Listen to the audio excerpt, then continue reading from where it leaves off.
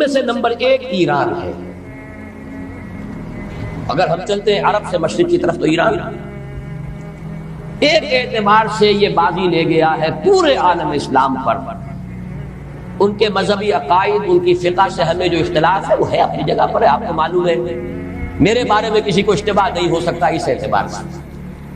میری جس طرح دشمنی رکھی گئی ہے، جس طرح میرے سر کا جو ہے مطالبہ ہوتا تھا، 2 ہی آدمی تھے پاکستان میں جن کے سر مانگے گئے، ایک کراچی کے وہ شاہ ولی الدین صاحب اور ایک میں۔ تو اس حوالے سے وہ اپنی جگہ پر اختلاف ہے، لیکن اس حقیقت کا اعتراف کیے بغیر نہیں رہا جا سکتا۔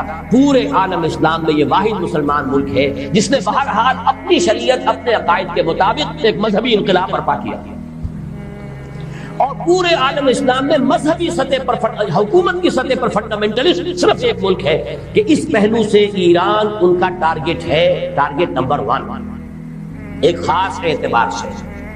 ٹارگٹ نمبر 1 ایک دوسرے اعتبار سے ہم ہے، وہ میں بعد میں عرض کروں گا۔ چونکہ حکومت کی سطح پر فنڈامنٹلزم ہے اور وہ آیا ہے ایک عوامی انقلاب کے نتیجے میں، پھر ان کے پاس تیل کی دولت ہے، اس کے خلاف اکنامک سینکشنز بھی ہو جائیں تو اگر لیبیا کھڑا ہو سکتا ہے تو بہرحال وہ بھی کھڑا ہو سکتا ہے، اور نقشہ وہ دنیا کو دکھا چکا ہے کہ لڑا دے ممولے کو شہباز، یہ نقشہ بھی اس نے دکھا دیا۔ یہ ہے ایران کا معاملہ۔ نمبر 2 پاکستان۔ پاکستان 400 برس کی تجدیدی مساعی کا امین، امانت دار۔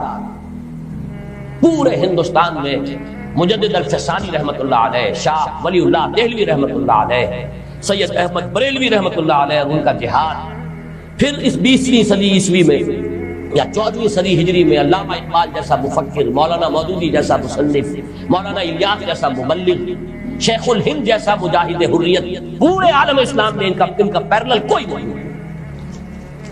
یہ 400 سال کی تاریخ ہے، اس کی امانت اور اس کے نتیجے میں یہاں کے مڈل کلاس میں فنڈامنٹلزم کا ایک نیوکلیس ہے، اگرچہ حکومت کی سطح پر کوئی پیش رفت نہیں ہو سکی آج، بلکہ اب تو پسپائی ہو رہی ہے، اب پیچھے ہٹ رہے ہیں۔ وہ ہمارے ان سیاسی جو بھی زعماء ہیں، جو جماعتیں ہیں، ان کی غلطی اور الیکشن ہی کو واحد میدان بنا کر اس کے اندر اپنا سارا وقت، توانائیاں، قوتیں ضائع کر دیتے ہیں۔